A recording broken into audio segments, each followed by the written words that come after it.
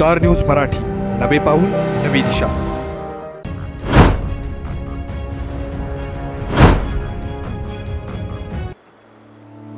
9वी 10वी 11वी 12वी science, NEET, JEE, CET, NATA अशा सर्वच स्पर्धा परीक्षांसाठी नंबर 1 चा पर्याय म्हणजे Shri Rajlakshmi royal academy of science Vita. कारण इथे मिळतो number 1 result, number 1 teaching quality, number 1 infrastructure, सर्व गुणवंत विद्यार्थ्यांना लाखो रुपयांची स्कॉलरशिप, आमच्या सर्वांगीण विकास आणि पर्सनॅलिटी डेव्हलपमेंटसाठी अनेक नाविन्यपूर्ण उपक्रम, गरजू व अभ्यासू विद्यार्थ्यांसाठी दत्तक योजना आणि म्हणूनच इथे गुणवत्ता हे संस्कार आपल्या पाल्याच्या उज्ज्वल भविष्यासाठी आजच निश्चित करा त्याचा प्रवेश Shri Rajlakshmi royal academy of science Vita येथे। येळकोट येळकोट येळकोट येळकोट पुण्यश्लोक अहिल्यादेवी होळकरांचा, सुभेदार मल्हारराव होळकरांचा, महाराजा यशवंतराव होळकरांचा, हर हर हर हर जय श्रीराम, जय जय श्रीराम। ज्या मनगटामध्ये बळबुद्धी आणि चातुर्य असतं तोच सुकृतत्वावरती लोकाभिमुख राजा बनू शकतो। हे तत्व अखंड जगाला ज्या माऊलीनं दिलं त्या पुण्यश्लोक अहिल्यादेवींच्या जयंतीचं हे त्रिशताब्दी वर्ष आहे। आणि या त्रिशताब्दी वर्षाच्या निमित्तानं मे महिन्यामध्ये 2 वेळा 6 मेला महाराष्ट्राचं अख्खं मंत्रिमंडळ घेऊन चौंडीच्या पावनभूमीमध्ये आलेले आणि आता पुन्हा अभिवादन करण्यासाठी अहिल्या देवींचे खरे भक्त आहेत। जे नुसतं भाषणापुरतं मर्यादित नाही तर ते कृतीतून ज्याने सिद्ध केलाय ते या महाराष्ट्राचे लाडके मुख्यमंत्री, या महाराष्ट्रातील गोर गरीब, पीडित, प्रतारित, अपमानित, वंचित, उपेक्षित शेतकऱ्यांचे, कष्टकऱ्यांचे, बहुजनांचे हृदय सम्राट माननीय देवाभाऊ इथं आलेले आहेत। त्यांचं जोरदार टाळ्या वाजून आपण स्वागत करावं। अनाथाचे नाथ एकनाथ शिंदे साहेब जे इथं मुख्यमंत्री असतानाही आले होते, आता पुन्हा तिसऱ्यांदा ते आपल्या चौंडीमध्ये आलेले आहेत, त्यांचंही जोरदार आपण स्वागत करावं। ज्यांनीही आपली अहिल्याभूमी डेव्हलप केली ते आपल्या समाजाचे ज्येष्ठ नेते माननीय अण्णासाहेब डांगे साहेब, चौंडी गावचे सुपुत्र आणि महाराष्ट्राच्या विधान परिषदेचे सभापती माननीय राम शिंदे सर, जिल्ह्याचे पालकमंत्री माननीय राधाकृष्ण विखे पाटील साहेब, ज्यांच्याकडे ओबीसी खात्याची जबाबदारी आहे, 346 जातींची काळजी घेण्याची जबाबदारी दिलेली आहे, ते माननीय अतुल सावे साहेब, क्रीडा मंत्री माननीय दत्ता भरणे साहेब आणि व्यासपीठावरील सर्व मान्यवर, आणि खरं ज्यांचा विशेष उल्लेख केला पाहिजे माननीय चौधरी साहेब, देवाभाऊनी ज्यांच्यावरती जबाबदारी दिली होती पुण्यश्लोक अहिल्यादेवी जयंतीची, त्यांच्यासाठी जोरदार टाळ्या वाजवा। देवाभाऊ आज काय बोलावं सुचत नाही, कारण जयंतीला आम्ही दरवर्षी येतो। मी 10वीला असल्यापासून जयंतीला येतोय, पण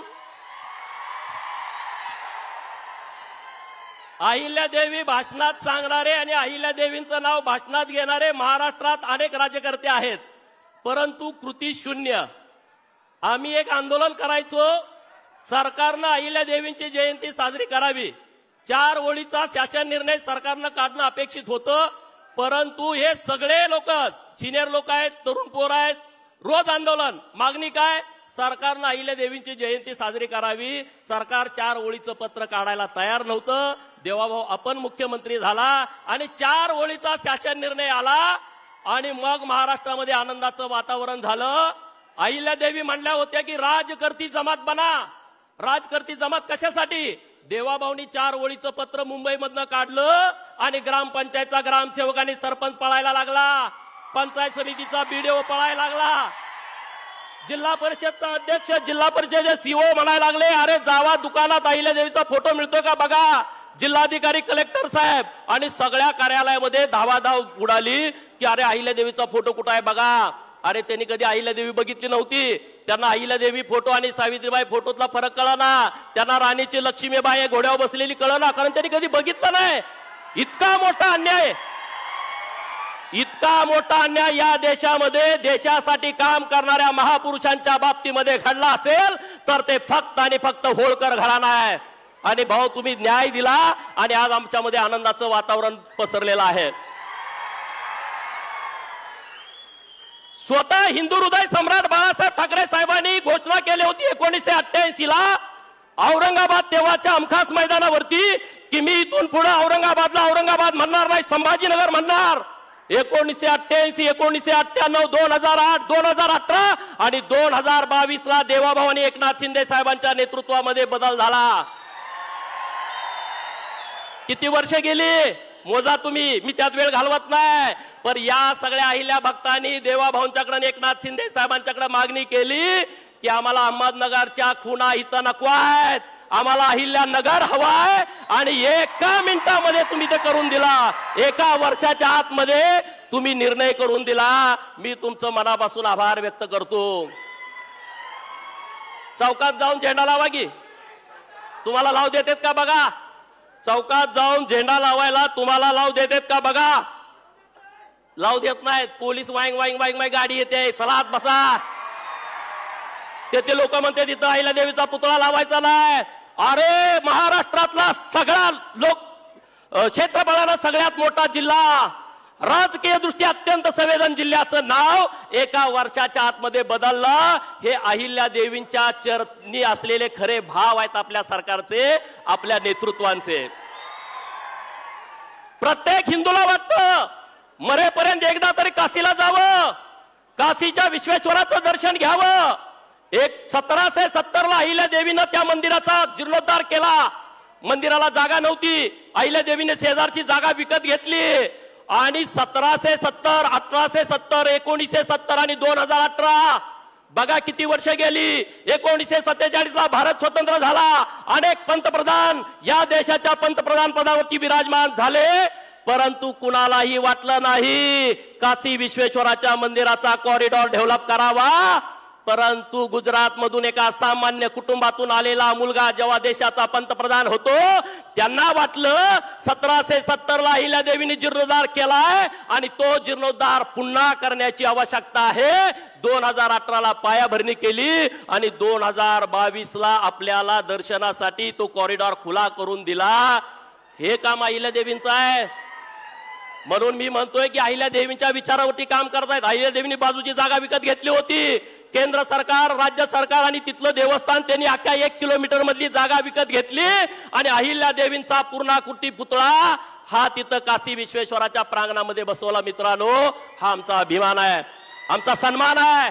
अहिल्यादेवींच्या कार्याचा केलेला तुम्ही सत्कार आहे. आणि म्हणून आज इथं बोलत असताना अरे इथले सगळे सरपंच आहेत, इथं तुम्ही आमदारांच्याकडे गेला, अहिल्यादेवींचं एक सभा मंडप करायचं आहे, 10 लाख रुपये द्या. किती हेलपाटे घातले तुम्ही? 10 लाख रुपये मिळवायला मिळाले का तुम्हाला? मिळाले का? खरं सांगा साहेबांना. अहो एका दमात तुम्ही 681 कोटी रुपये दिले. 681 कोटी रुपये.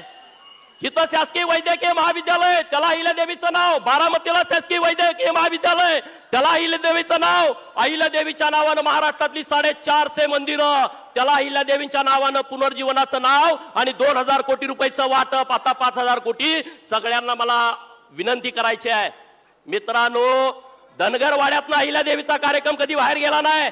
अण्णासाहेब डांगे जर या चौंडीत आले नसते तर चौंडी महाराष्ट्राला कळाली नसती. ही अतिशय गंभीर बाब आहे.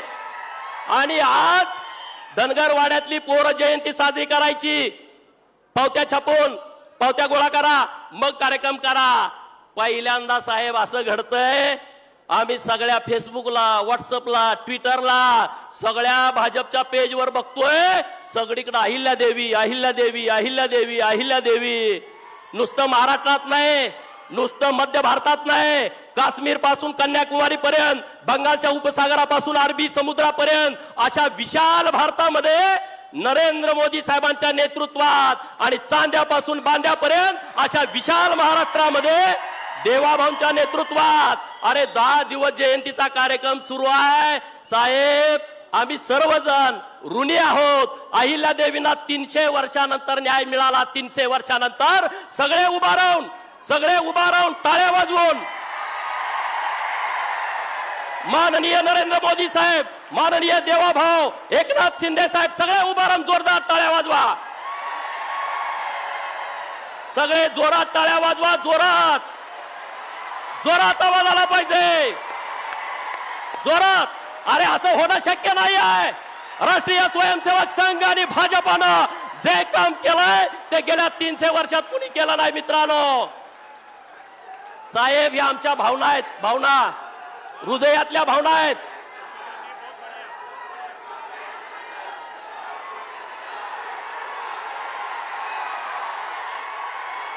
साहेब, वाईट वाटतंय हे कुणी काम केलं नाही. अहिल्या देवींची जयंती कुणी साजरी केली नाही, पण अख्ख्या देशात साजरी होते. उत्तर प्रदेशमध्ये साजरी होते, मध्य प्रदेशमध्ये साजरी होते, केरळामध्ये साजरी होते, अरे पश्चिम बंगालात साजरी होते. एकमेव महापुरुष अहिल्या देवींची जयंती अखंड देशामध्ये साजरी होते. मित्रांनो, आम्ही तुमच्या कायम ऋणात राहू. अहिल्या देवींना तुम्ही इतका सन्मान दिला, कारण अहिल्या देवींनी काम सुद्धा या देशासाठी केलं होतं. कुठल्या जातीसाठी केलं नव्हतं, अखंड हिंदुस्थानासाठी काम केलं होतं, अखंड हिंदुस्थानासाठी. परंतु इतिहासकार जातीवादी निघाले. इतिहासकारांना लिहू वाटलं नाही. सुभेदार मल्हारराव होळकर एका मेंढपाळाचा पोरगा, अरे ज्याचा बाप राजा नव्हता, ज्याची आई राणी नव्हती, एका मेंढपाळाच्या पोटी जन्मलेला मेंढक्याचा पोरगा स्वतःच्या हिमतीवरती, धाडसावरती, पराक्रमावरती आणि तलवारीच्या पातीवरती सुभेदार होतो. आणि महाराष्ट्र नव्हे, त्यांचं गाव सातारा जिल्ह्यात आहे होळमुरुम, त्यांचं मामाचं गाव आहे नंदुरबार जिल्ह्यामध्ये तळोजाला. पण मध्य भारतामध्ये जाऊन सगळ्यांची दानादान उडवून देतो. थोरले बाजीराव पेशवे यांनी मल्हाररावांना संधी दिली, त्या संधीचं सोनं मल्हाररावांनी केला. छत्रपती शिवाजी महाराजांच्या पश्चात छत्रपती शिवाजी महाराजांचा मृत्यू आहे 1680चा, धर्मवीर छत्रपती संभाजी महाराजांचा मृत्यू आहे 1689चा आणि सुभेदार मल्हारराव होळकरांचा जन्म आहे 1693चा. छत्रपती शिवाजी महाराजांच्या नंतर हे हिंदवी स्वराज्याची पताका खांद्यावरती कुणी घ्यायची असा बाका प्रसंग पुढे आला होता.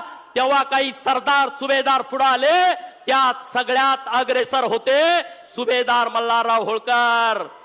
सुभेदार मल्हारराव होळकर.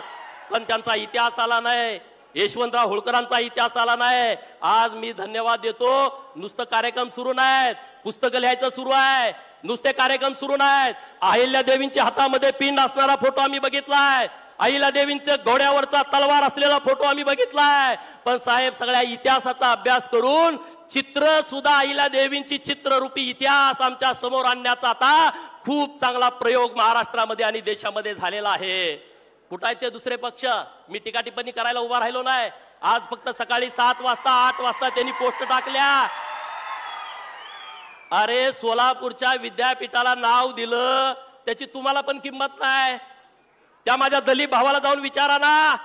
संभाजीनगरच्या मराठवाडा विद्यापीठाला महामानव डॉक्टर बाबासाहेब आंबेडकर साहेबांचं नाव द्यावं म्हणून सगळा दलित समाज रस्त्यावरती आला.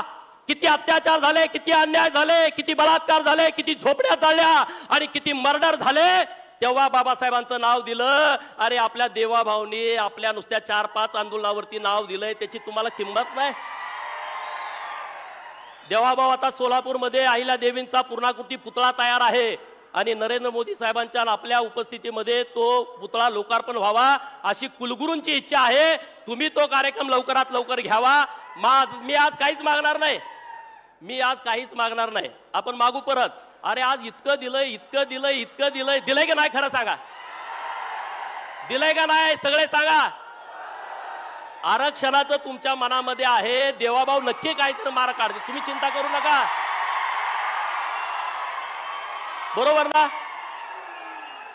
कारण आरक्षणाची लढाई आम्ही कोर्टात लढत होतो तेव्हा देवा भावनी आणि एकनाथ शिंदे साहेबांनी जे मागील ते लिहून दिलं, दुर्दैवानं आमच्या विरोधात निर्णय केला. परंतु तुम्ही चिंता करू नका, देवाभाऊ आमच्या पोरांचं म्हणणं आहे, जिसकी जितनी संख्या भारी उसकी उतनी भागीदारी, या तत्वावरती आम्हाला न्याय मिळावा. अरे ओबीसीचं आरक्षण गेलं, आपलं सरकार आल्यानंतर आहे असं थांबवलं. जरा एकदा टाळ्या वाजवा देवाभाऊंसाठी. कोर्टामध्ये त्यांनी बाजू लावून धरली, शिंदे साहेबांनी, देवेंद्र फडणवीस साहेबांनी. जसंच्या तसं आरक्षण राहिलं मित्रांनो.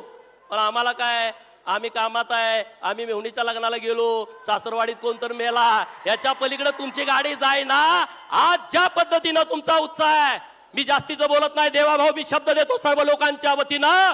बाजी प्रभू देशपांडे जसे छत्रपती शिवाजी महाराजांच्यासाठी माझा राजा जोपर्यंत गडावरती पोहोचत नाही तोपर्यंत मी खिंड सोडणार नाही.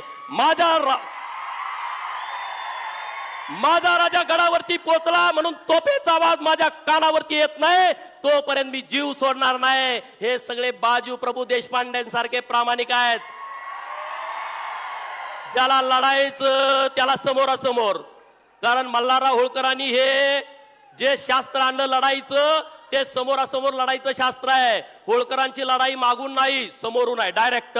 आणि त्यामुळे हे सगळे मावळे हे तुमच्या सोबत राहतील. मी एक विनंती करणार आहे, धर्मांतरण बंदीचा कायदा पण महाराष्ट्रामध्ये आणताय, लव जिहादचा कायदा पण महाराष्ट्रामध्ये आणताय. माझी एक मागणी आपल्याकडं, पुण्यश्लोक अहिल्या देवींच्या नावानं धर्मांतरणाचा कायदा या महाराष्ट्रामध्ये यावा आणि धर्मवीर छत्रपती संभाजी महाराजांच्या नावानं लव जिहादच्या विरोधातला कायदा या महाराष्ट्रामध्ये यावा, अशी तुम्हाला सर्वांच्या वतीनं विनंती करतो. मी आता जास्तीचा वेळ घेत नाही, पण तुम्ही आम्हाला सर्वांनी उपकार केलेला आहे. आम्ही तुमच्या नक्की उपकारात राहू. जय हिंद, जय महाराष्ट्र, जय मल्हार. आपल्या परिसरातील लेटेस्ट बातम्या पाहण्यासाठी स्टार न्यूज मराठी यूट्यूब चॅनलला आत्ताच सबस्क्राईब करा.